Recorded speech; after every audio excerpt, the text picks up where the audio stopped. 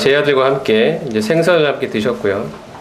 조반을 드셨고, 그 후에 자, 떡도 같이 나누셨고, 자, 그 후에 조반을 먹은 후에 예수님께서 이제 저희가 읽었던 것처럼 시몬 베드로를 특정하시면서 제 아들 중에 시몬 베드로를 유독 특정하시면서 요한의 아들 시몬아 내가 이 사람들보다 나를 더 사랑하느냐라고 묻기 시작하십니다.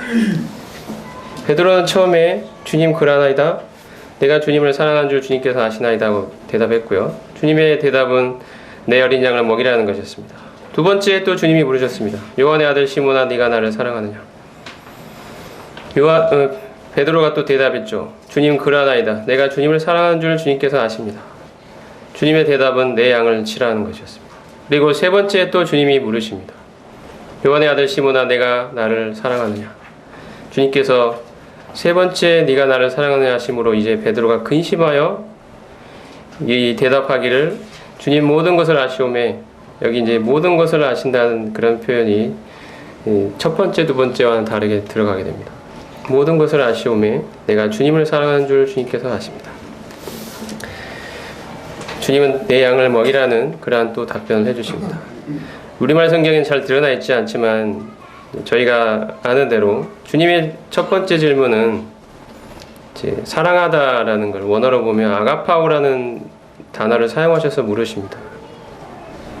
주님이 베드로를 향하여 물으실 때 네가 나를 사랑하느냐? 아가파오를 사랑하느냐? 아가파오 아가페의 사랑은 바로 무조건적인 사랑을 가리키는 성경의 사랑입니다. 성경의 사랑은 아가페가 있고요. 필레오가 있고 에로스가 있는데 헬라어에서 그렇습니다. 근데 성경에 나타나는 이 사랑은 아가페 아니면 필레오로 나타납니다. 아가페는 무조건적인 사랑, 특별히 하나님께서 예수님께서 사람들을 사랑하신 그 사랑을 표현할 때 아가페를 사용했고요. 그 사랑을 받은 사람이 그 하나님의 사랑으로 다른 사람을 사랑하는 그 사랑에도 아가페가 사용되고 있습니다. 즉 근원은 하나님의 사랑입니다. 하나님과 같은 사랑, 하나님이 사랑하신 그 사랑, 그것이 아가페가 나타내고 있는 사랑입니다.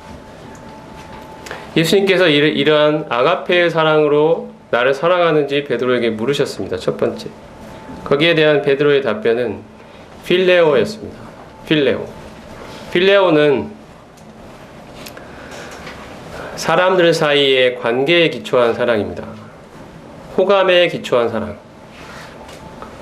내가 나를 좋아하고 또 너도 나를 좋아하니 서로 좋아하는 이러한 호감에 기초한 사랑이 필레오입니다. 이것은 가족 간의 사랑, 친구들 사이의 사랑에 자주 사용이 됐던 단어입니다. 서로 뜻이 맞고 뭔가 호감이 있고 끌리는 게 있을 때 사랑하는 그 사랑이 필레오의 사랑입니다. 아가파오는 이와 반대로 그런 것이 없음에도 불구하고 호감이나 끌리는 게 없음에도 불구하고 무조건적으로 사랑하는 것이 아가페입니다. 하나님은 우리를 그런 사랑으로 사랑하셨습니다. 우리가 하나님의 원수였는데 하나님의 사랑을 받을 자격이 없었는데 하나님이 그러한 사랑으로 아가페의 사랑으로 우리를 사랑하셨고 이제 예수님은 베드로를 향하여 네가 이 아가페의 사랑으로 나를 사랑하느냐고 물으십니다. 베드로는 감히 예수님을 세 번씩이나 부인해버린 이 베드로는 예수님을 향하여 내가 아가페의 사랑으로 당신을 사랑합니다 라고 말할 수가 없었습니다. 베드로는 주님 저는 필레오의 사랑으로 주님을 사랑합니다 라고 대답했습니다. 주님은 한 번 더 물으십니다. 동일하게 아가페의 사랑으로 사랑하느냐 두 번째 질문하십니다. 아가파오라는 동사를 사용하시면서 여전히 베드로의 답변은 필레오였습니다. 주님 제가 필레오의 사랑으로 주님을 사랑하는 줄 주님이 아십니다. 그런데 이제 세 번째 대해서는 바뀝니다. 예수님이 그 동사를 필레오라는 동사로 바꿔서 사용하십니다. 질문하실 때 네가 필레오의 사랑으로 나를 사랑하느냐라고 물으십니다. 자, 베드로가 우리말 성경에는 세 번째 네가 나를 사랑하느냐 하심으로 베드로가 근심했다고 되어 있습니다. 이 세 번째 네가 나를 사랑하느냐 이것을 베드로가 근심했던 이유가 세 번씩이나 동일한 질문을 하시니까 자신이 세 번씩 예수님을 부인했던 그 경험이 떠올라서 그것을 예수님이 드러내려고 지적하시기 위해서 세 번씩이나 물으시는구나 라는 그러한 마음으로 근심했다고 볼 수도 있고요. 또 하나는 저는 이게 좀 더 맞는 해석이라고 생각하고 있습니다만, 세 번째 예수님은 네가 필레오로 사랑하느냐고 바꿔 물으셨기 때문입니다. 방점이 세 번째에 있는 게 아니라, 우리말 성경에는 안 드러납니다만 세 번째는 네가 나를 필레오 하느냐라고 물으셨기 때문입니다. 네가 나를 필레오. 예수님은 베드로가 필레오로 계속 대답했죠. 예수님이 이제 아가파오로 계속 물으시다가 세 번째는 필레오로 물으십니다. 베드로가 어떤 존재인지 다 아시는 주님께서 예수님을 세 번씩이나 부인해버린 이 베드로 앞에 나타나서 예수님께서 그 절망감에 사로잡혀 있던 이 베드로에게 물으십니다. 네가 나를 아가파오 사랑하느냐 물으시다가 필레오로 사랑하느냐고 물으십니다. 베드로의 마음이 얼마나 아팠겠습니까? 내가 필레오로밖에 사랑할 수밖에 없는 존재일 것을 예수님도 인정하시면서 물으시는 것입니다. 네가 그렇다면 필레오로라도 사랑하느냐? 내가 아가파오로 2번씩이나 물었는데 너는 필레오밖에 대답할 줄 모르는구나. 그렇다면 네가 필레오로라도 나를 사랑하느냐? 이렇게 받고 자신은 계속해서 필레오로밖에 대답할 수 없었고, 예수님도 그것을 이제 인정하시면서 그러면 그렇게라도 나를 사랑하겠느냐라고 바꿔 물으시는 예수님, 그 예수님의 마음을 베드로가 알고 그 앞에 근심했던 거예요. 마음이 무너졌습니다. 내가 이거밖에 안 되는 존재인 줄을 예수님도 이제 인정하시면서 그러면 그렇게라도 나를 사랑하겠느냐고 물으십니다. 베드로의 마음이, 우리가 오늘 살펴볼 내용들은 이 베드로에 관한 것입니다. 베드로에게 나타난 예수님의 하나님의 사랑의 그 은혜에 대해서 한번 살펴보고자 합니다. 베드로에 대한 대답은 이것이었습니다. 세 번째, 근심하여 이르되 주님 모든 것을 아시오매. 주님 모든 것을 아시지 않습니까? 제가 예수님을 다른 사람들은 다 버릴지라도 나는 결코 주를 버리지 않겠나라고 호언장담하며 예수님 앞에 장담했던 내가 보기 좋게, 그것도 3번씩이나 그 목숨의 위협 앞에서 두려워서 떨면서 비겁하게 그 3년 반씩이나 예수님을 따르며 수많은 기적과 이적, 그 귀한 놀라운 하나님의 권세가 담긴 말씀들을 경험했던, 가장 지근거리에서 예수님을 모시고 경험했던 그 베드로가 한낱 목숨의 위협 앞에서 두려움 가운데 예수님을, 그 사랑하는 예수님을 모른다고 저주하면서 부인했던 그 자신의 수치스럽고 부끄러움, 이 과거를 안고 있는 이 베드로에게 예수님이 물으시는 것입니다. 네가 나를 사랑하는가?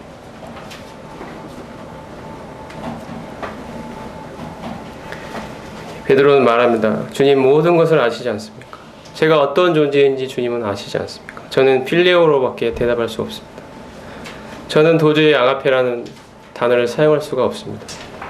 주님, 저의 모든 과거를 아시지 않습니까? 저는 예수님을 3번씩이나 부인한 사람입니다. 제가 무슨 할 말이 있어서, 제가 입이 100개라도 주님 앞에 어떤 할 말을 드리겠습니까? 주님 모든 것을 아십니다. 저희 모든 것을 주님은 아십니다. 제가 얼마나 연약한 존재인지 주님은 아십니다.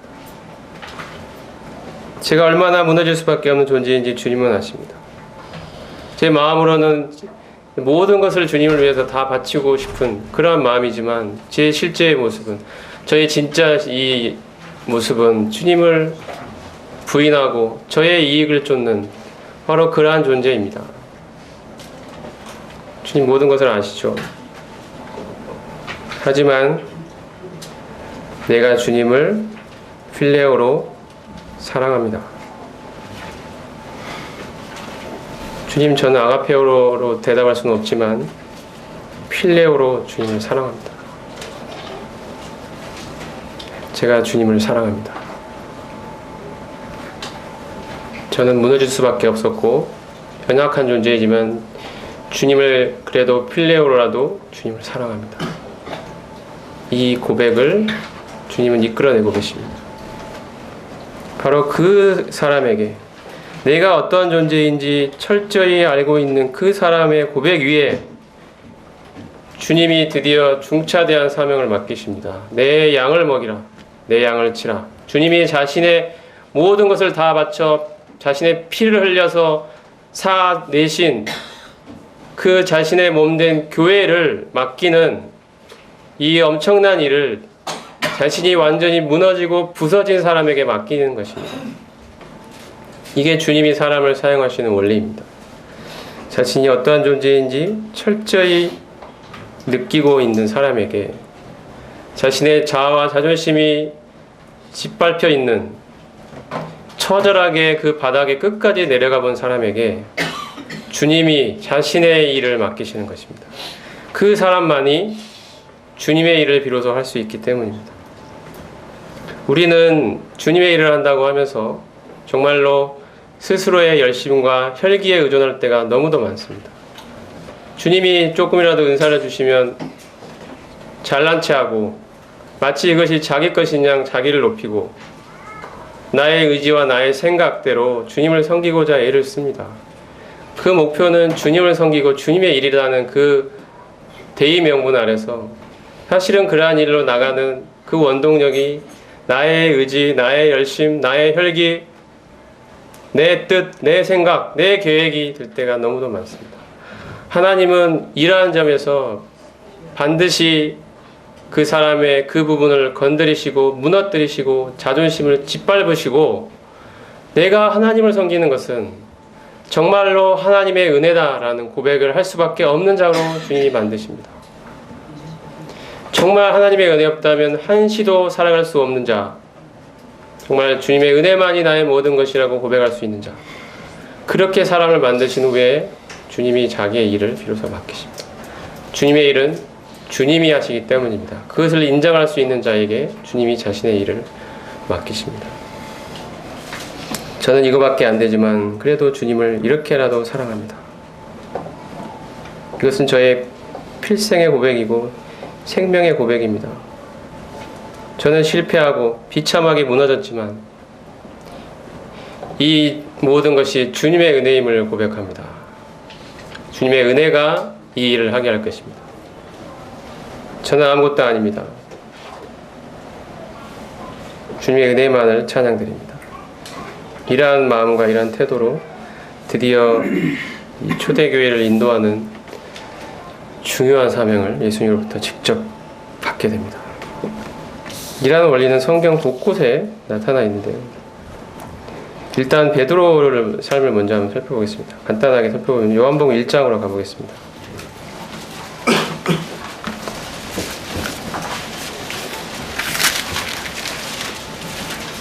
베드로가 처음 예수님을 만나는 장면인데요.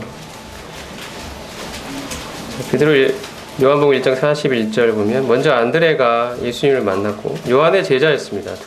베드로와 요한은 형제 사이였고 세례 요한의 제자였죠. 어느 날 예수님을 보게 되었습니다. 요한이 예수님을 보고 보라 세상 제일 지고한 하나님 어린 양이로다 하는 것을 보고 이 베드로와 요한이 예수님을 따르게 되었고요. 자, 40절 보면 요한의 말을 듣고 예수를 따르는 두 사람 중에 하나는 시몬 베드로의 형제 안드레라. 그가 먼저 자기의 형제 시몬을 찾아 말하되 우리가 메시아를 만났다 하고, 메시아는 번역하면 그리스도. 그리고 예수께로 오니 예수께서 보시고 이르시되 내가 요한의 아들 시몬이니 장차 게바라 하리라 하시니라. 게바는 번역하면 베드로라. 예수님과 이 베드로의 첫 만남이 기록되어 있습니다. 자기 형제 안드레를 통해서 이제 예수님을 처음 만나게 됩니다. 안드레가 예수님을 배웠고 이분이야말로 메시아구나 라는 사실을 깨닫고 난 후에 가장 가까운 형제였던 베드로에게 예수님을 소개하고 예수님을 만나게 인도해 줍니다. 예수님은 처음 자기를 찾아온 베드로를 향하여 네가 시몬이지만 장차 게바라 하겠다, 베드로라 하겠다, 반석이 되게, 네가 교회의 반석처럼 귀하게 사용될 것이다, 내 양을 먹이는 중차대한 일을 내게 맡길 것이다. 이거 예수님이 베드로의 미래를 보시며 말씀하십니다. 그것이 베드로와 예수님의 최초의 만남이었습니다. 자, 일 후에 자, 요한복음 2장에 보면 갈릴리 가나의 혼인잔치에도 베드로가 함께하게 되고요. 그 수많은 표적들을 경험하게 됩니다. 그 후에 예수님은 예루살렘으로 가셔서 성전을 깨끗게 하시고 니고데모와 거듭남에 대하여 대화하시고 갈릴리로 올라가시는 길에 사마리아 여인과의 대화를 하게 되시는데요. 이 모든 과정에서 베드로가 함께 했던 것으로 추정이 됩니다. 이러한 과정들의 8개월의 기간이 소요가 됐습니다.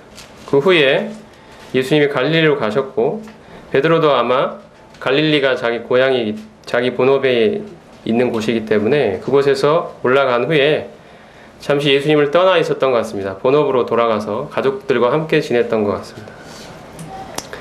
이러한 베드로를 예수님이 정확하게 이제 자신의 제자로 부르십니다. 그게 마태복음 4장에 있는데요. 자, 마태복음 4장 18절에 보면 내가 이제는 사람을 낚는 업으로 만들어주겠다고 말씀하시는 부분이 나옵니다.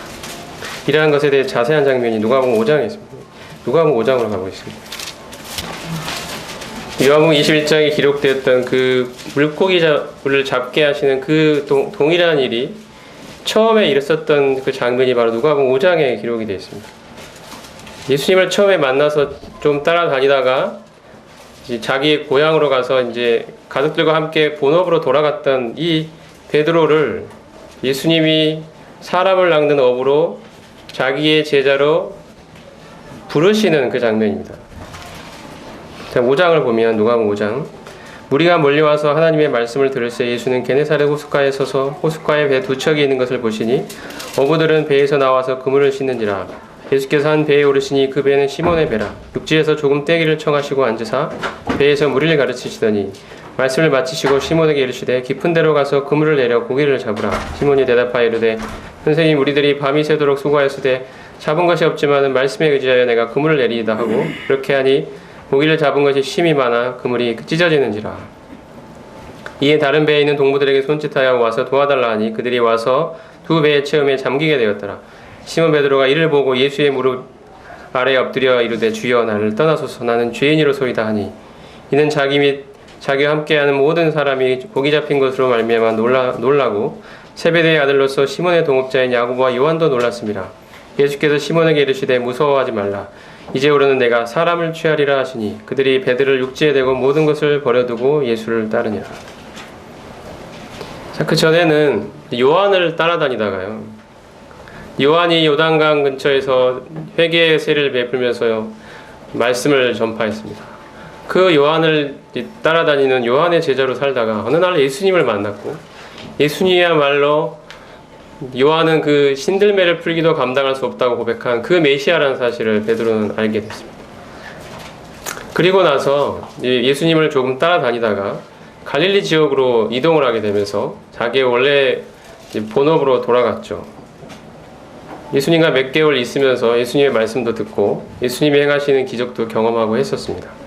어쨌든 이러한 것들을 경험하고 예수님이야말로 메시아구나 이런 정도를 이제 알게 된 후에 이제 본업으로 돌아가 있는데 예수님이 어느 날 자기가 고기 잡고 있는 바로 그 바닷가로 오셨습니다.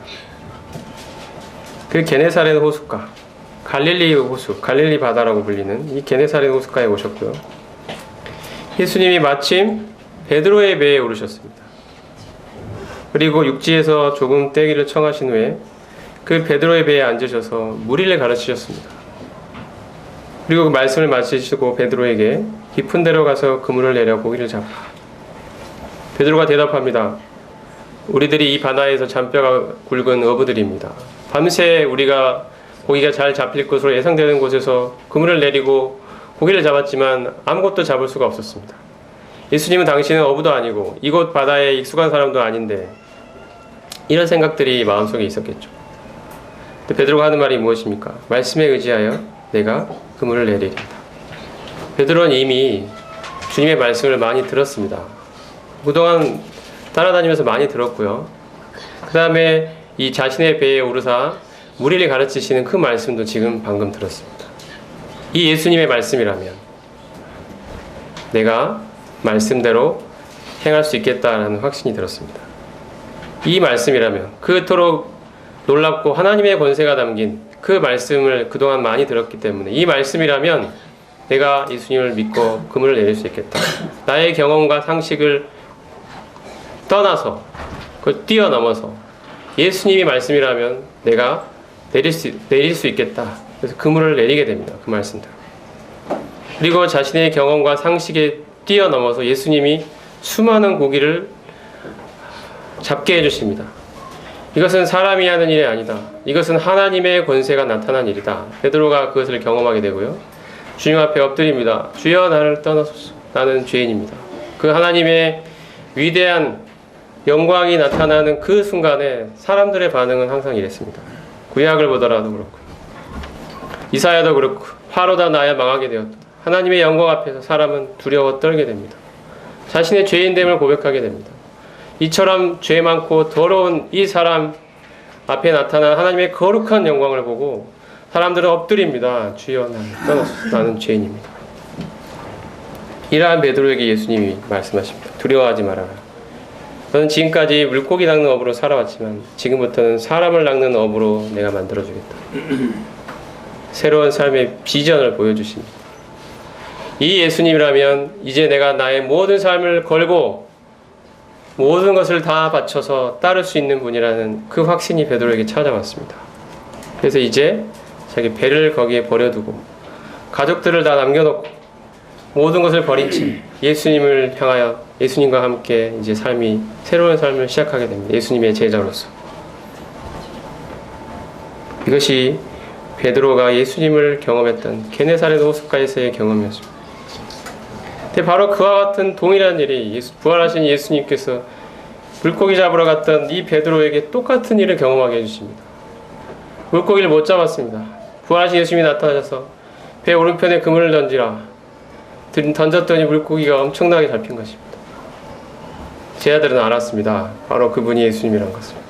그 부활하신 몸을 입고 오셔서 처음엔 알아볼 수 없었던 그 예수님이 바로 우리가 3년 전에 그 호숫가에서 고기를 그토록 잡게 하시며 자기 영광을 나타내셨던 그 능력의 주님이라는 사실을 알았습니다. 그때 처음으로 예수님의 제자로서 모든 삶을 바치기로 결심했던 그때의 경험들을 잊을 수가 없었던 것입니다. 베드로는. 근데 그 후에 어떤 일들이 일어났습니까? 예수님을 따라다니면서 수많은 이적을 더 많이 경험했죠. 놀라운 말씀을 체험했죠. 베드로는 신앙 고백을 한 적도 있었습니다. 주는 그리스도시요 살아계신 하나님의 아들입니다. 예수님이 변화산에서 영광스럽게 모세 엘리야와 함께 그 사람이 감당할 수 없을 정도로 하얗게 영광스럽게 변화되시는 모습을 보았습니다. 베드로가 정신을 잃을 정도로 아무 생각이 없어서 그곳을 떠나기 싫어서 이곳에 초막을 짓고 여기서 살고 싶습니다라고 말할 정도로 그 영광스러운 주님의 변형되신 모습을 목도했던 그 베드로이기도 합니다. 그런데 이 베드로가 점점점 예수님을 향한 상황이 불리하게 전개되고 예수님을 향한 그 살해의 위협이 점점 기세등등하게 올라오고 그 위협이 증오가 거세어지고 드디어 예수님이 마지막 만찬을 나누시고 이러한 그 장면에서 예수님이 끌려가시게 되죠. 마태복음 26장을 한번 보겠습니다. 마태복음 26장입니다.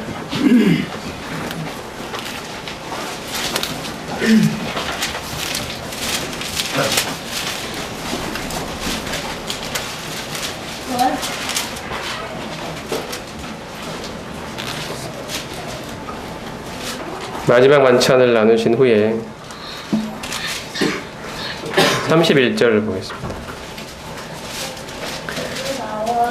그때 예수께서 제자들에게 이르시되 오늘 밤에 너희가 다 나를 버리리라. 기록된 바 내가 목차를 치리니 양의 떼가 터지리라 하였느니라. 그러나 내가 살아난 후에 너희보다 먼저 갈릴리로 가리라. 베드로가 대답하여 이르되 모두 주를 버릴지라도 나는 결코 주를 버리지 않겠나이다. 예수께서 이르시되 내가 진실로 내게 이르노니 오늘 밤 다 굴기 전에 네가 3번 나를 부인하리라. 베드로가 이르되 내가 주와 함께 죽을지언정 주를 부인하지 않겠나이다 하고 모든 제자도 그와 같이 말하더라. 예수님이 말씀하셨습니다. 마지막 만찬 후에 자 이제 내가 곧 죽게 될 것이고 너희가 나를 버리게 될 것이다. 바로 그 일이 오늘 밤에 일어날 것이다. 베드로는 기세등등하게 대답했습니다. 아주 결연한 표정으로 다 버릴지라도 이 제자들은 다 예수님을 버릴지라도 나는 그렇지 않을 것입니다. 이 연약하고 비겁한 이 다른 제자들은 그렇게 행동할지 모르지만 저는 그런 사람과 다릅니다. 저는 주님을 향한 사랑이 특출한 사람입니다. 제가 어떻게 그 목숨의 위협 앞에서 한낱 목숨을 구걸하면서 예수님 그동안 따라온 이 예수님을 마지막 순간에 모른다고 거절하고 부인할 수 있겠습니까? 저는 그런 짓은 결코 할 수 없으며 하지도 않을 것입니다. 다 버릴지라도 저는 아닙니다. 라고 의기양양하게 기세등등하게 예수님 앞에 대답했습니다. 그런 베드로를 보고 예수님 말씀하시죠. 네가 오늘 밤 다 굴기 전에 네가 나를 모른다고 3번 부인할 것이다. 베드로는 한 번 더 이야기합니다. 내가 주와 함께 죽을지언정 주를 부인하지 않겠나이다. 이렇게 큰 결의를 보였던 이 베드로가 예수님을 어떻게 부인하는지 한번 볼까요? 누가복음 22장으로 가보겠습니다.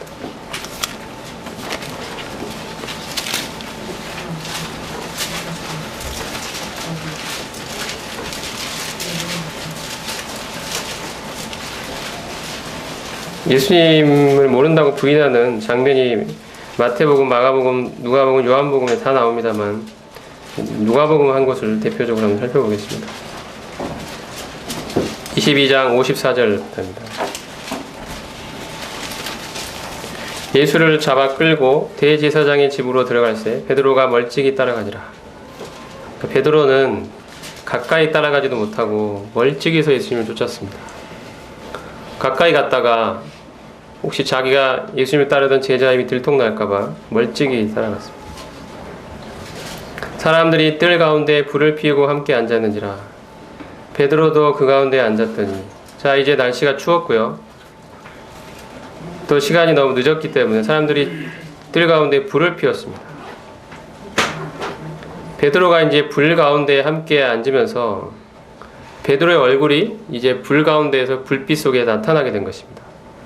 한 여종이 베드로의 불빛을 향하여 앉은 것을 보고 주목하여 이르되 딱 얼굴이 드러나니까 그 가운데 어떤 한 여종이 베드로의 그 얼굴을 보고 이 사람도 저 십자가에 지금 죽이려고 끌고 간 저 사람과 같은 패다. 같이 있는 걸 내가 보았다. 이렇게 사람들을 향해 이야기합니다. 베드로가 순간 위협을 느꼈죠. 베드로가 부인합니다.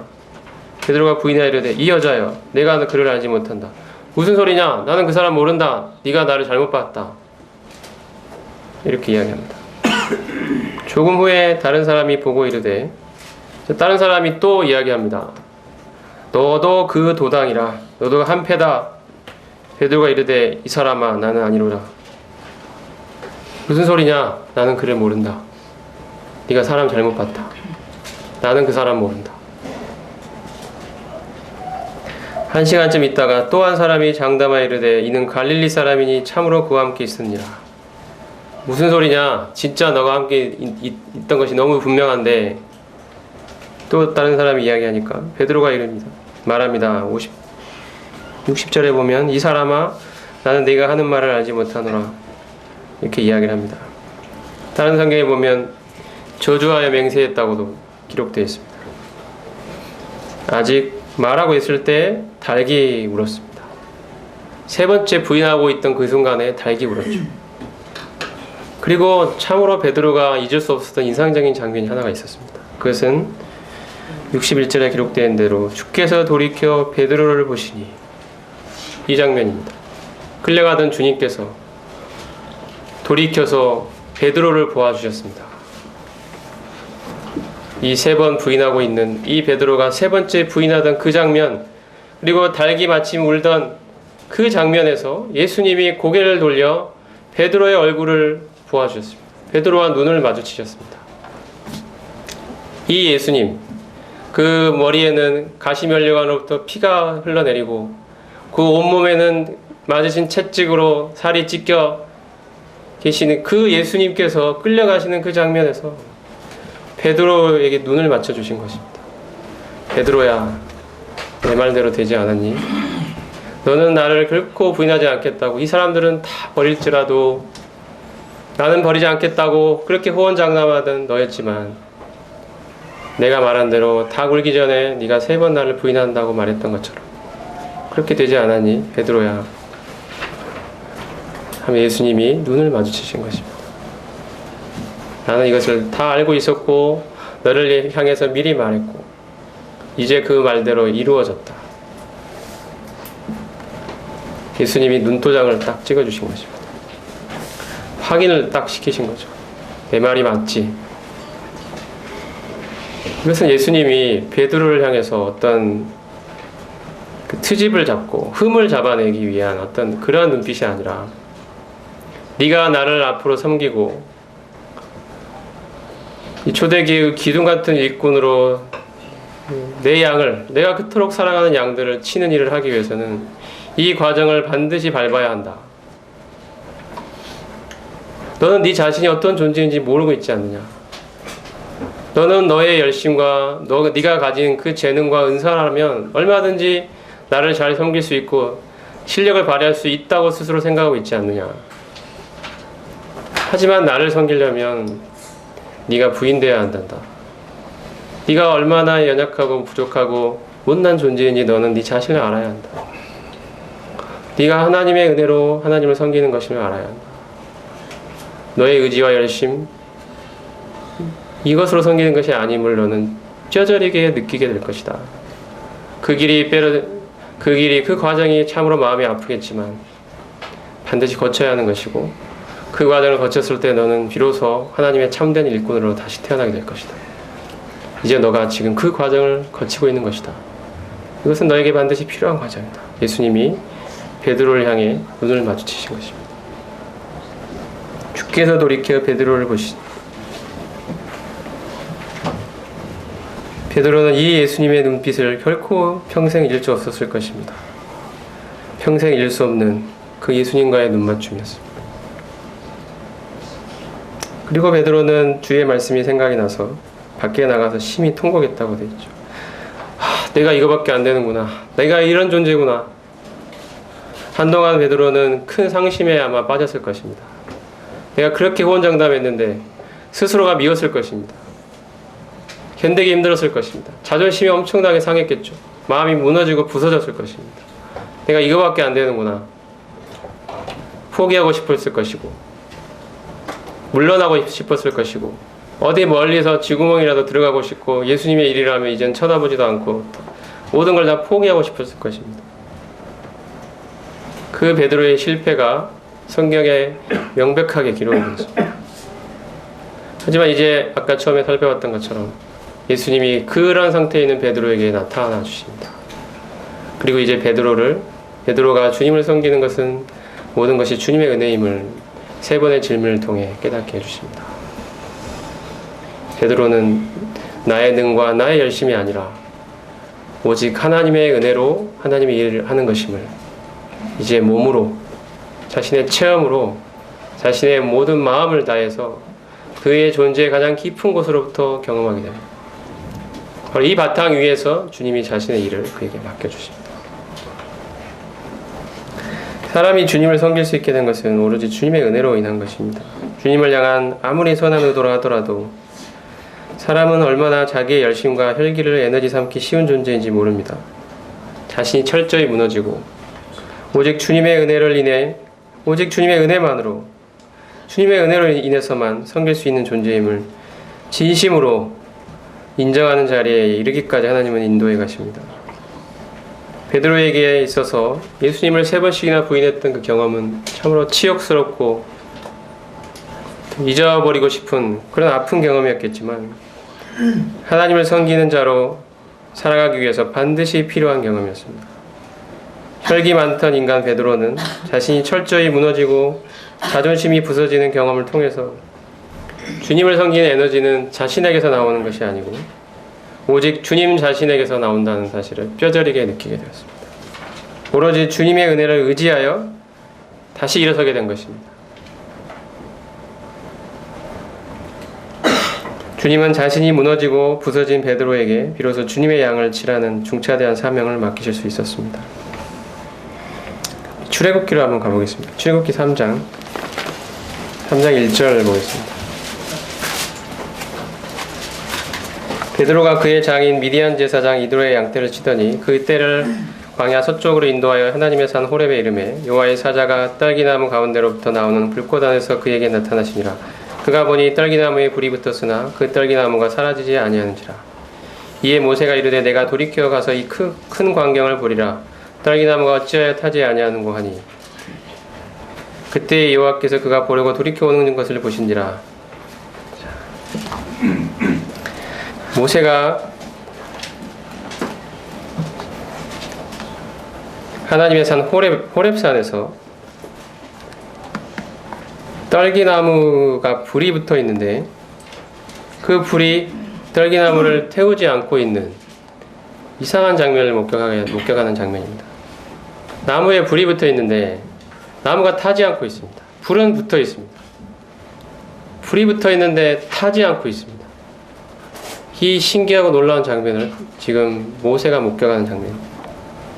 모세는 어떤 사람입니까? 우리가 잘 알듯이 원래 이스라엘의 집에서 태어난 이스라엘 사람이죠. 근데 이제 그 바로의 공주의 아들로 이제 입양이 돼가지고 바로의 공중에서 자라났습니다. 하지만 그의 어머니로부터 교육을 받았기 때문에 아마도 모세는 자신이 히브리 사람이며 이 바로가 대표하는 애굽 사람들과는 다른 존재라는 사실을 알고 있었을 것입니다. 그리고 세월이 흐르면서 이제 자기가 자신의 동족 이 이스라엘 사람들을 위해서 일해야 되겠다는 생각을 아마 하게 됐던 것 같습니다. 그러한 열심이 생겼습니다. 근데 어느 순간 자신의 동족 이 이스라엘 사람이 애굽 사람으로부터 학대받는 것을 보게 됐고요. 그것을 격분해서 그 분을 이기지 못해서 그 애굽 사람을 돌로 쳐 죽이게 됩니다. 이 바로가 그 사실을 알고 모세를 찾자 모세는 광야로 도망을 하게 됩니다. 미디안 광야로 도망을 해서 40년간 광야에서 양을 치는 목자의 일을 하게 됩니다. 40년 후에 모세의 나이가 80이 되었을 때 이제 하나님이 드디어 하나님의 산 호렙에서 모세를 만나 주십니다. 바로 떨기나무에 불이 붙었으나 떨기나무가 타지 않는 모습으로 모세를 만나 주십니다. 모세의 인생은 과거에 하나님을 향한 열심을 가지고 자기의 젊음을 불태웠던 그때의 그 모습은 한동안 타올랐지만 참 이내 스스로 소진되고 말았던 그런 떨기나무와도 같았을 것입니다. 근데 이제 모세가 새로 만나게 되는 이 하나님은 이제 모세에게 펼쳐질 새로운 섬김은 나무에 불이 붙어서 계속 타오르지만 나무 자체는 소진되지 않는 그 불꽃을 드디어 만나게 된 것입니다.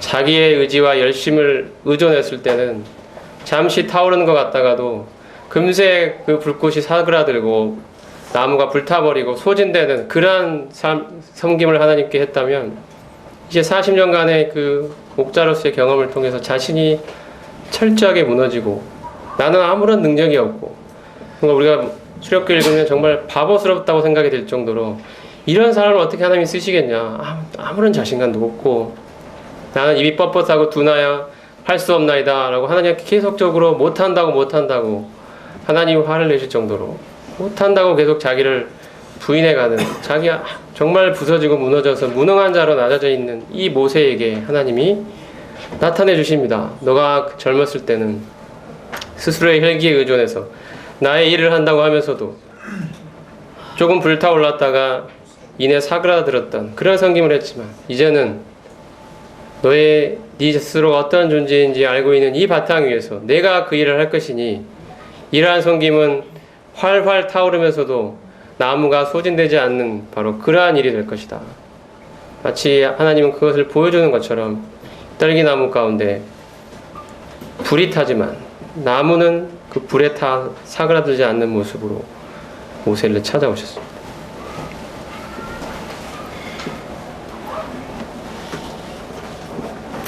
모세가 정말 자기 자신은 한없이 무너지고 없어지고 자 이제 하나님이 자신의 일을 하신다는 사실을 인정하게 되는 그 순간에 이르기까지 하나님은 모세를 연단해 가셨습니다. 그런 준비가 되었을 때 하나님은 이제 모세에게 나타나셔서 이스라엘 백성을 애굽에서 끌어내는 그 놀랍고 큰 일을 모세에게 드디어 맡기실 수 있었습니다. 천하인간의 그 온유함이 모든 사람보다 승하였다라고 기록됐던 모세, 그의 모든 인격이 바로 광야 40년의 생활을 통해 형성이 됐던 것입니다. 그 기초가 자기가 없어지고 무너지는 이 바탕 위에 하나님께서 자신의 일을 맡기십니다. 제 마지막 결론을 말씀드리겠습니다. 말씀을 신약으로 오셔서 고린도전서 15장 10절 다 같이 10절 읽어보겠습니다. 고린도전서 15장 10절입니다. 시작. 그러나 나의 나된 것은 하나님의 은혜로 된 것이니 내게 주신 그의 은혜가 헛되지 아니하여 내가 모든 사도보다 더 많이 수고하였으나 내가 한 것이 아니요 오직 나와 함께 하신 하나님의 은혜로라. 자, 바울도 역시 고백합니다. 자기가 모든 사도보다 더 많이 수고했지만 이러한 수고는 나에게서 나온 것이 아니고 내가 한 것이 아니고 오직 하나님의 은혜에 기인한 것이다. 하나님의 은혜가 나를 이토록 일하게 만들었다. 이토록 수고하게 만들었다. 나는 이 일을 하기에 감당할 수 없는 그러한 무능력한 자이고 자격이 없는 자이다. 하나님의 은혜가 나에게 나타나 나를 움직였을 때 하나님이 나를 통해 자신을 나타내셨다. 하나님이 하신 일이다. 내가 한 것이 아니다. 하나님의 은혜가 나로 하여금 이렇게 일하게 만들었다. 이것은 하나님 스스로가 하신 일이다. 나는 오로지 하나님의 은혜라고 고백할 수밖에 없다. 그러니까 모든 사도보다 더 많이 수고했지만 이것은 내가 한 것이 아니다. 오직 하나님의 은혜이다. 이런 고백을 하고 있습니다. 또 다른 곳에서 바울은 빌립보 3장에서 그리스도로 자랑하고 육체를 신뢰하지 않고 하는 사람들이 진정한 할례당이라고 이야기하면서 자신의 열심과 의지를 의존했던 지난 날들을 다 모든 것을 배설물로 여기고 이제 그리스도 안에서 자신을 발견하기를 원하고 있습니다. 그리스도 안에서는 자기의 열심과 의지가 소용이 없습니다. 자기의 자랑도 헛됩니다. 오직 그리스도만이 그 가운데 나타나시고 일하십니다. 이 원리 위에서, 이 은혜의 원리 위에서 바울은 일했습니다. 은혜 안에서 강한 삶을 살았습니다. 이제 말씀을 마치면서 여러분께 드리고 싶은 말씀은 때로 우리가 주님의 일을 하면서 교회에서 여러 가지 섬김들을 하면서 자기 뜻대로 일이 진행되지 않고 주변 상황이 또한 나를 둘러싼 주변 상황이 내 생각대로 진행되지 않을 때 우리는 답답함을 느끼고 때로는 자존심의 상처를 받는 일도 많이 생깁니다. 마음이 무너지는 경험들을 하게 됩니다. 하나님께서 그런데 이러한 우리로 이런 경험을 하게 하시는 것은 이러한 주님의 일도 오로지 하나님의 은혜로 하는 것임을 깨우쳐 주고자 하시기 위함이라고 생각이 됩니다. 우리는 주님의 일이라 생각되면 너무도 쉽게 나의 생각을 앞세우고 나의 선한 열심을 주님이 받아주시고 주변의 성도들도 모두 인정해 줄 거라고 생각하는 그 뿌리 깊은 성향이 있습니다. 하지만 하나님께서는 주님을 향한 이러한 선한 일이라 할지라도 나의 장점이나 나의 은사, 나의 재능, 나의 열심이 아니라 오로지 나는 무너지고 죽어 없어진 채로 주님이 오직 주님 자신이 그 일을 하도록 하시는 주님 자신이 그 일을 행하기를 원하십니다. 나를 통해 주님이 나타나시는 거죠. 나는 없어지고 무너지고 부서지고 짓밟히고 하더라도 바울의 고백처럼 내가 어찌된들 나를 통해 주님의 영광이 그분의 아름다우심이 나타나는 그 섬김을 하기를 원한다. 이것이 바울의 고백이었습니다. 그것이 우리 모두의 고백이 되기를 원합니다.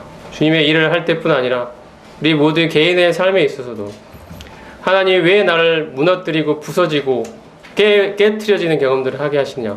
그것은 바로 나의 모든 삶이 하나님의 은혜임을 고백하도록 하시기 위한 것이라고 생각이 됩니다. 이 기초 위에 우리는 분명히 서 있어야 합니다. 그래서 우리에게 자기가 무너지고 부서지는 경험을 하게 하십니다. 바울이 내가 모든 사도보다 더 많이 수고하였으나 내가 한 것이 아니요 오직 나와 함께 하시는 하나님의 은혜다. 이 고백이 우리 모두의 심령 가운데 있기를 기도합니다. 하나님의 일에 은혜로 동참케 하시는 이 주인 되신 하나님을 찬양드립니다. 말씀을 기도하고 마치겠습니다.